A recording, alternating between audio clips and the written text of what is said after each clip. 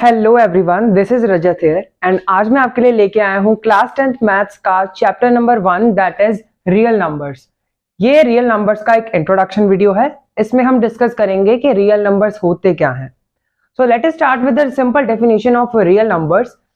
Real numbers constitute the union of all rational and irrational numbers. मतलब जो real numbers हैं वो collection है सभी रैशनल एंड इररेशनल नंबर्स की। Any real number can be plotted on the number line. मतलब कोई भी जो रियल नंबर है वो नंबर लाइन पे प्लॉट किया जा सकता है।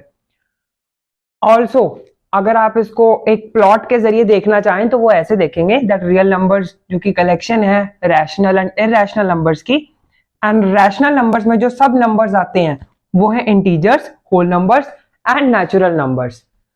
तो ये तो हमारा एक व्यू हो गया कि रियल नंबर्स होते क्या हैं। अब हम एक्चुअल में आने वाली आगे की वीडियो में जानेंगे कि रैशनल नंबर्स एक्चुअल में होते कौन से नंबर्स हैं एंड इररेशनल नंबर्स एक्चुअल में होते कौन से numbers. So our next topic is Euclid's division lemma, और इसमें हम पढ़ेंगे एक नंबर को दूसरे नंबर की टर्म्स में रिप्रेजेंट करने का फॉर्मेट, या फिर कुछ इंटीजर्स को दूसरे इंटीजर्स की फॉर्म में रिप्रेजेंट करने का एक format. So let us see what the Euclid's division lemma say. It states that given two integers a and b, there exists a unique pair of integers q and r such that a is equal to b into q plus r and r lies between 0 and b. Now it says that two integers a and b, दो integers हैं a and b, उनके लिए एक unique pair of integers that is q and r exist करता है, जिनको हम अगर इस फॉर्मेट में लिखें that so it will represent a and the value of r will lie between 0 and b। 0 और b के बीच की वैल्यू या फिर 0 या खुद b जो है वो r की वैल्यू बनता है।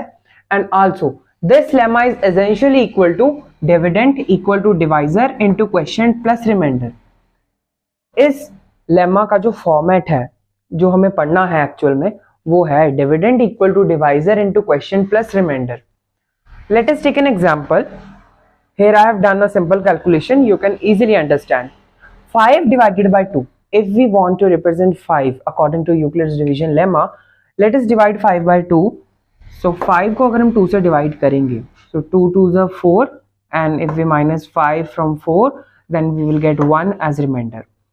तो जो 2 है वो हमारा डिवाइजर है यहाँ पे, और जो नंबर जिससे हम डिवाइड कर रहे हैं दैट इज 5 वो हमारा डिविडेंड होता है, एंड 2 को जिससे मल्टीप्लाई करते हैं वो क्वोशिएंट, एंड जो आंसर आता है वो है रिमाइंडर। अब इसको आपको याद रखना है that 2 is our divisor, this is our quotient and this is our reminder.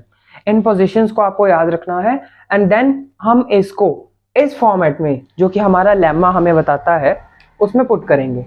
Now dividend which is our 5, divisor which is 2, again quotient which is also 2, plus remainder which is 1. So here we have written, हमने 5 को 2 and 1 की terms में यहाँ पे लिख लिया है, and हमारा लेमा हमें ये भी कह रहा था कि जो हमारा r है दैट इज अवर रिमाइंडर, उसकी वैल्यू जो है वो 0 एंड b के बीच में लाई करेगी। तो अगर हम अपनी इक्वेशन को इससे मैच करें तो हमारा जो b है वो 2 के इक्वल है, तो हमारा जो रिमाइंडर है वो 0 से 2 के बीच में लाई करना चाहिए। एंड इस इक्वेशन में देखेंगे आप तो 1 जो है वो 0 और 2 के बीच में ही लाई करता है। तो मतलब हमने एक सही फॉर्मेटिंग से यूक्लिड्स डिवीजन लेमा की हेल्प से 5 को 2 and 1 की टर्म्स में रिप्रेजेंट कर लिया है। This is Euclid's division lemma, and इसके फॉर्मेट को यूज करके हम आगे वाले एक्सरसाइज के क्वेश्चंस को डिस्कस करें।